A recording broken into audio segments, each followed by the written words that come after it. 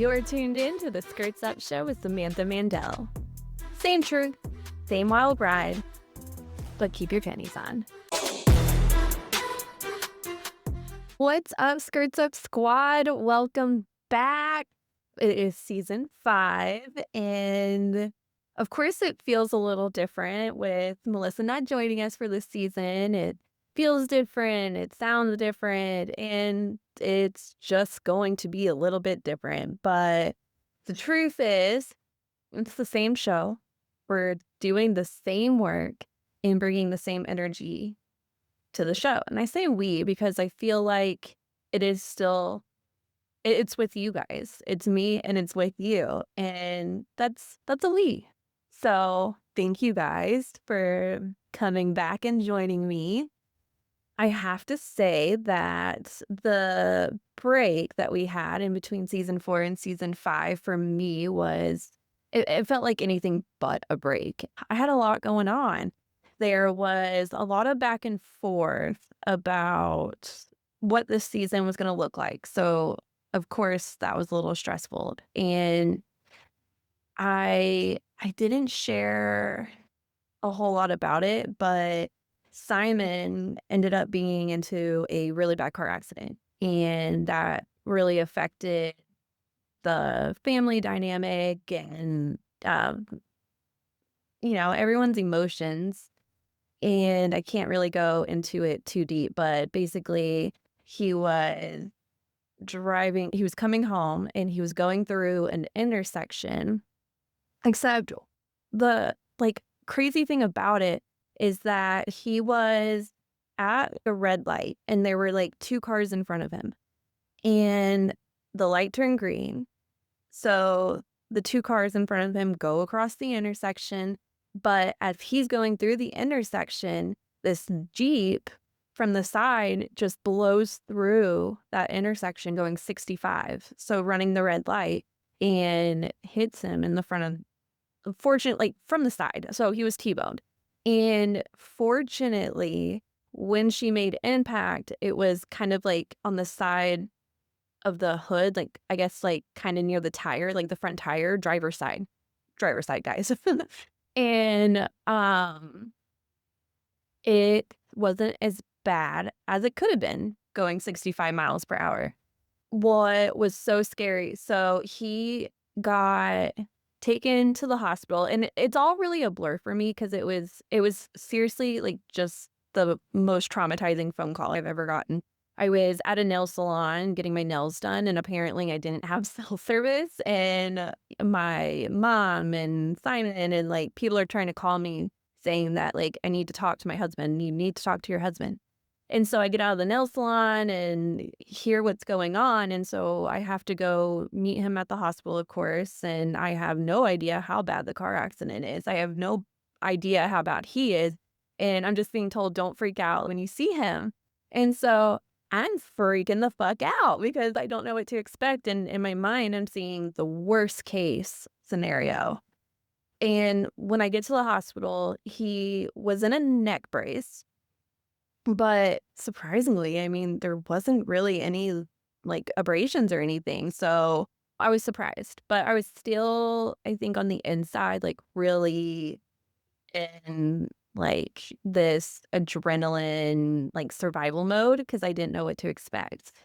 And so he's talking to me, and all is well, and that is fantastic. That's when I found out that she was going, 65 miles per hour when she hit him, and then, of course, not of course, but then they dropped the nugget that if she would have hit him, a few inches later than she did, that it would have likely been catastrophic.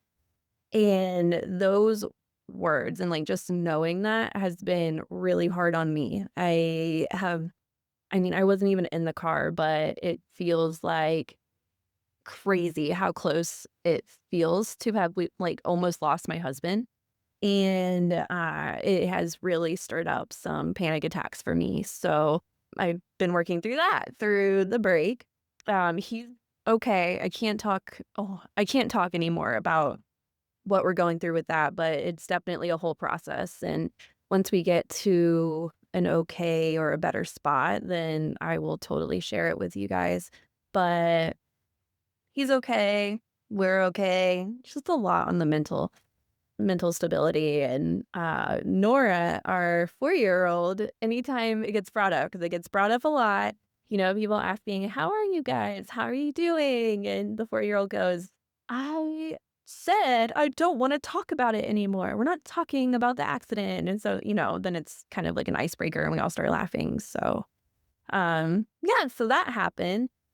Talking about Nora, I know that towards the end of last season, we were talking about the potential conversation that maybe she has autism. So throughout the break, she had an autism test, and I had no idea what to expect. For those of you who don't know, you basically like go into this office and you talk about your concerns with the like I get a therapist. I'm really bad at knowing like what the difference is between psychologists, psychiatrists, therapists. So I'm gonna be honest, I have no idea what we were talking to, but basically the person who does the evaluation. So she was really nice and we sit there and she listens to all of my concerns, and my concerns are that with changes in routines, it makes it a really, really hard day. Um, if we go into the car to leave somewhere and the temperature is maybe just, like the car gets warm when it's sitting outside, especially in the summer, that is not okay. And, if we're driving down the road and she often talks about like my back is sweaty and it's like the air conditioning's on. I'm not quite sure why you feel like your back is sweaty and why we're yelling at me about it. Some mornings she just wakes up and she's grumpy about everything, but it's like also kind of like intermittent. Like some days are great. Like there are no meltdowns. We're not mad about things, or at least if we do get upset, like they're very minor and we're able to like switch gears and it's fine. And I'm not explaining this really well because there's definitely like a whole lot more into like what we were experiencing, me particularly, because I'm the one that's with her by myself the most, of course. So you do the initial, like, talking about the experience, and then you give them permission to talk to some people that are close to her that would have an idea of, like, just observing her and, like, having an idea of where there may be some issues or differences. And so my best friend that you guys met in season 1, Courtney, she was one of them that has spent a good amount of time with Nora, and she has her own autistic kid. So, she just kinda has that eye to be able to share what she notices. And we go in and she takes Nora for, gosh, I think it was like 2 hours. It was like 2 or 3 hours. She has Nora and I guess they're going through like puzzles and riddles, and she's just like giving her toys to play with and observing. And during those 3 hours, I am doing this crazy amount of paperwork. I literally took me the whole time. Like, I'm pretty sure they were done before I was done filling out all the paperwork. It was insane. And, let's see, okay, so what was interesting were things that while we were, like, all together in that, like, first appointment, it was really funny, like, I was starting to get nervous talking to the therapist or whatever she was because I was like, "Look, I'm just really reporting kind of, like, the worst of it. Like, this is just my concerns and stuff, but I don't want like, I want to know that what I'm saying isn't just deciding, like, if she is or like, if she is. Like, I don't want just because, like, if what I'm saying is just, like, spot on or, like, negative that she's just diagnosed with autism, because I want it to be real, like, legit, and maybe I'm just over analyzing things. And the therapist looks at me and she goes, "No, no, no, I totally get that." But she goes, "Have you noticed that since you've been in the room, that every toy that Nora touches, she smells it, licks it, or rolls it in her hair?" And I was like, "What? No, she doesn't." And then, like, while we continue to talk, I keep looking over at Nora. Yeah, everything that she touched. She, like, either smelled it, licked it, or, like, was, like, twisting it in her hair. And anytime she got out new toys, she was lining them up in a line, which, I mean, I knew she did this, like, this part, but, like, I didn't think anything of it, but, like, a lot of times when she gets a new toy or, like, switches to a new set of toys, she'll, like, line all the things up so she can see, and then plays with them in, like, a really, like, specific way, and then, like, if you want to play with her or she asks you to play with her, you have to play the right way, and I say that in, like, quotes because the right way is however she thinks or tells you that you're playing. It's really funny. She's hilarious. But, yeah, like, just even in that one session, like, I realized things that I really didn't know. So, at the end of it, it took 2 months to get the results back. So, we actually just got them not even a week ago, and it came back that she's level 2 autistic and ADHD, which no one's surprised about the ADHD. Like, you can tell that in, like, the first 5 seconds of meeting her, but with the autism, it's not severe enough that, like, if we're just walking around in a grocery store that everyone would be able to be like, "Oh, yeah, she's, autistic," or, like, "She's different." But it's like people who spend just a little bit of time with her, like, off and on would notice and pick up on little things of, a little different, quirky, but, it's nothing bad, and, so we're just in an adjustment where I want to understand how to better support her, especially during her meltdowns, because I feel like there's this battle of inside of me, like, of not handling it right and not feeling like I know how to handle it. And not that anything changes just because there's a diagnosis. This is how I've been feeling is like never knowing how to handle when she gets this upset. And it's always been really hard and confusing to me. But now that we know, I know that there's resources and books and like all the things that'll help give me like ideas on how to lower the emotions, I guess, and like, just help us all cope a little bit better. So I have relief in that. And we will see how that goes throughout the season. I'm gonna take a breath after that. That was a lot. I say all of this. Obviously, it's a new season and it's just me. And there was a lot of back and forth for me on, do I continue skirts up? Do I shut skirts up down? Do I get another host? And everything just fell up in the air. Like it just felt like a lot. It felt like I didn't know how it could even be possible to be the same. But during that questionable time for me, I did have some interviews lined up, and I had done a couple of the interviews or the recordings, and they went so well. I was so nervous, so scared, and still was not sure that I wanted to continue Skirts Up, but the recordings went so good. Like, it felt so right, and the conversations with the guest were just like, I cannot wait to get them out to you guys. So that really answered that question for me. Like, it's okay to just be me and it's okay to be a little different, but the messages and the guests, like, they are just like, I'm getting goosebumps talking about it. Like, it's just as good and important, and you guys are gonna love it. So bear with me this season. There's gonna be some awkwardness.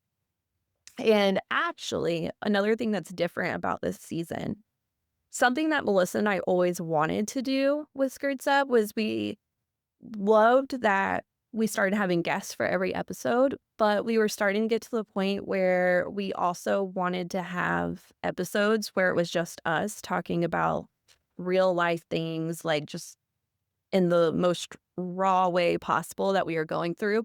Like, you guys know she's going through a divorce, and you guys know, like, her religious background upbringing, and we felt like we were always just dusting the cover of those things instead of being able to, like, really talk about, like, the feelings and what it's like to actually go through that. And I, of course, have stories and things of my own that just really wanna talk about, like, really get in with, because I know that we know that you guys are also going through many of the similar things that we go through. And instead of just going through the motions just because it's the podcast, just because it's the show, like, just ignoring the deeper side of it just doesn't feel right. And we wanted to bring the messiness to you guys. This episode is brought to you by Sweet Soul Wellness, an absolute mind makeover for the woman who is ready to reclaim her power. If you are tired of just coping with stress and you want that inner flame fueled back to life, you can do it in just one session. No endless talk therapy, just fast, permanent transformation. Because I'm a little biased and I want you to experience the shift for yourself, I am giving you a free, personalized audio recording to try before you commit. Hit the link in the show notes, claim your gift, and let them watch you rise. And this season, I'm doing some solo episodes. So there's this one where it's just me today, and I'm catching you guys up on live, preparing you for what's going to come this season. And then we have a bunch of episodes with guests. And so periodically, it's not like on a scheduled routine. There will be episodes with just me where I maybe elaborate on how a guest, whether it was the one before, the one after, like shaped something within me or shaped this season, because a lot of them really did help narrow in on what this season is going to look like for you guys and with you guys.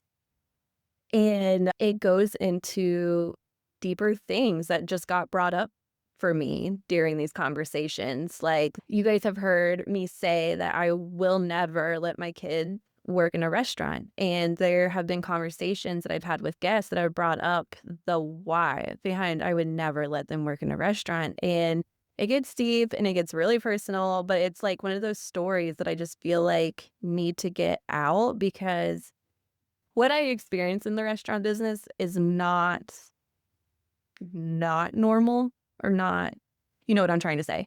And I think that more parents need to be aware before they let their kids, their daughters, like, get into restaurants as their first job. And I think that adults need to be more aware of how they act and what they're bringing in front of these young impressionable people. So yeah, it gets real and it gets deep, but I'm looking forward to sharing it and finally talking about things like that.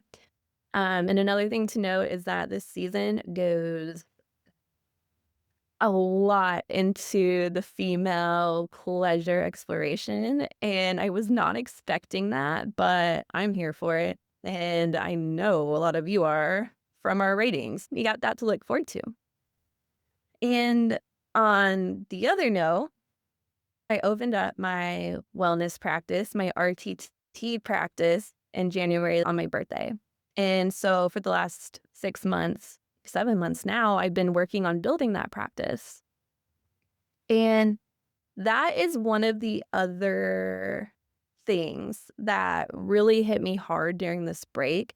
There were so many doors closed in my face and so much unwelcomeness that I wanted to quit that too. And I was questioning my decisions. I was focusing on functional neurologic disorders, as most of you know.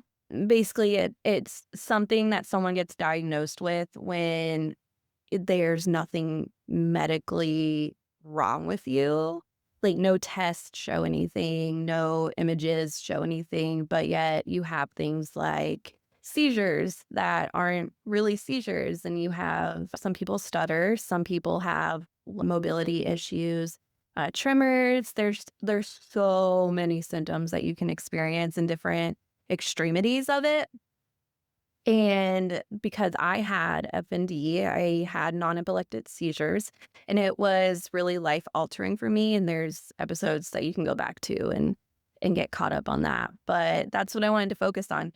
And what I had found is that by using RTT on people with FNDs, it was working.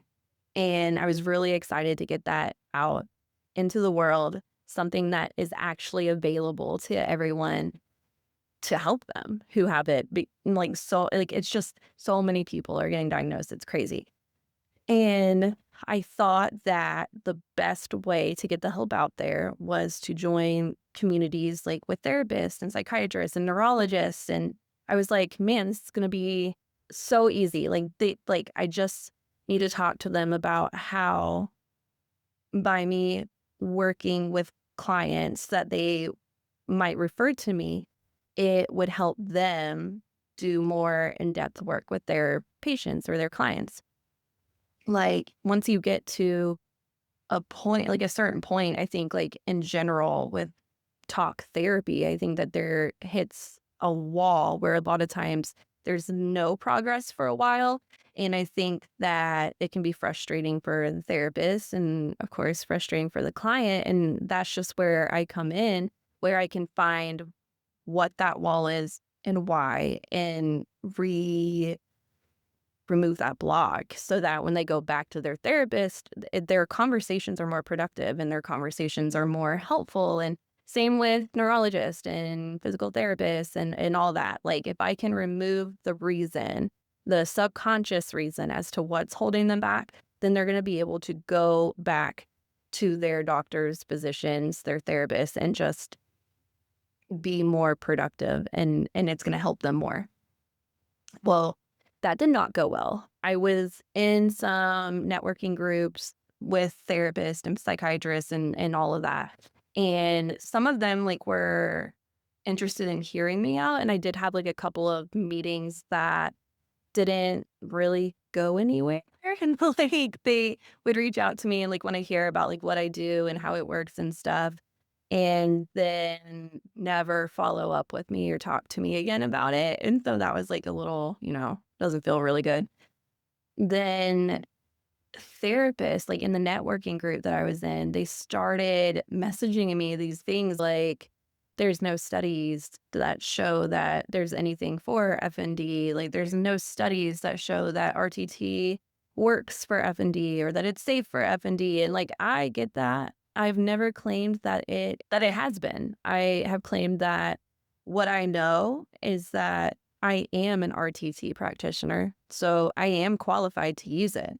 And what I know is that I have clients that I have done it with, and I know the results that I've had, which have been life changing. And I actually would encourage you guys to go watch on my homepage of Sweet Soul. There's a video of one of my sweet clients that shows what her life was before we worked together and then how her life has changed after. And I mean, that just speaks for itself. Neither here or there. Basically, I got a lot of, like, mean, hateful, like, messages from those groups and got kicked out of them, and that sent me on a deep spiral of, "What am I doing? Why am I doing it?" Like, holy smokes, I just got shut out of where I thought that I fit in and where I thought I was supposed to be, and apparently I don't fit in, which a lot of us can relate to, not feeling like we fit in. And the other struggle that I have found is, I mean, I have had FND and I've been in the functional neurologic disorder like support groups on social media from the time that I started experiencing it.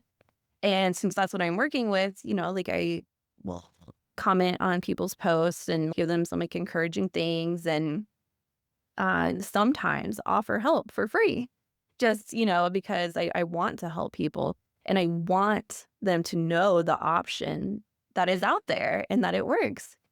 And what I have gotten met with is a lot of like, it's not possible because my doctor said it's not possible. Um, what, like, just so much negativity for giving an option. And it also had me questioning, like, okay, do most people with a chronic illness, like, do they not really want to get better? It's wild to me. It's just like one of those things where you can bring someone to the water, but you can't make them drink it. And so, again, I thought, man, I'm a failure. I guess I'm just going to shut down. Like, I don't know what to do from here. I had written an article on what it felt like before I did a lot of mental health work and became who I am today. And I wrote just this really raw and personal article on what it felt like then, what it feels like now, and just kind of how normal it is to be someone that you don't like, but that it's possible to be someone that you love. And that article got a lot of hits and a lot of people talking and a lot of people wanting to talk. So, it kind of sparked the idea to try again. So I did another article that was more personal and deep and like just something that everyone goes through, like feeling like they don't fit in their life anymore. Like, like when you become a mom or like your focus has been to progress in work, it gets to the point where you have taken care of everything and everyone else that it's like, hold up, what is there in this, or what am I doing for myself? And we all have those moments. Like that's not some of us. And that article got a lot of hits too.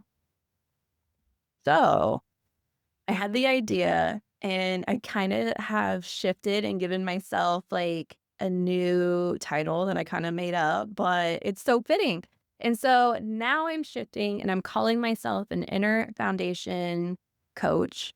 And basically what I'm hitting on, or what I'm offering, is to everyday women just like me and you that are going through the motions and realize, when is the last time that I have laughed, like really laughed at something that felt so good? Or the last time, when was the last time where you were in a moment and thought, God, like the goosebumps of like, this is what I needed. Like, this is refreshing my soul. And though that's something that we don't think about. Mm. We don't sit and think about, like, when was the last time I felt pure joy? I know that that is not something that ever crossed my mind or became natural to me until, I was able to work on blocks that I had. But it's amazing how much you can enjoy life once you are willing to look at the parts of you that you don't like and change them into someone that you love, someone that you're meant to be. Like, we are meant to love who we are, and we are meant to send love out into the world, into those around us. A lot of times it comes down to having a negative belief on,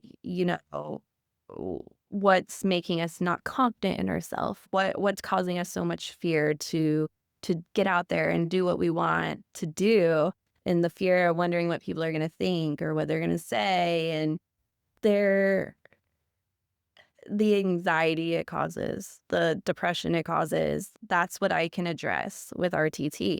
I can walk you to your subconscious mind, and we can figure out why you feel that way, and we can turn it into, now you feel like a badass, and that's what I'm focusing on, because I was there and now I'm here, and it wasn't fun and it didn't feel good, but it's possible. And I just want to help other women get there too. Like, we owe it to ourselves to love ourselves so that we can be more present for our family and for the work that we love. And we owe it to ourselves as women. So that's what I'm doing now. And if you guys have any questions about it, I would love you guys to check it out on my website and take a look at that. And honestly, I shared this story with you because you guys are going to meet a very beautiful, powerful, possibly the most influential person we've ever had on the podcast. She has created a empire, and she is like the definition of badass and female empowerment. And I remember I was doing the recording with her, and I was down, like, on the inside, I was down because I was going through, like, the shut doors and being shut out and stuff, and talking to her, I was just like, "Okay, yeah, like, this all sounds great, but it's, like, just not gonna be possible for me." Again, I'm, like, thinking these things, but then it gets to a point in the conversation where I'm like, "So, what do I do?" Like, if I were someone that you were working with and this is what I'm experiencing, this shutout and, like, this, like, just wanting to curl up and not do anything, like, what would you tell them? And she tells me, like, I want to say like one phrase that just like repeated in my brain over and over and over again. But honestly, there's like three things that she said in that conversation that just repeat in my mind over and over again until it got to the point where I saw the shift that was possible and it felt good. It feels her words are what like made me feel like the shift to an internal foundation coach was the right move and is where I need to be, and it feels right. So, I am so excited for you guys to meet her.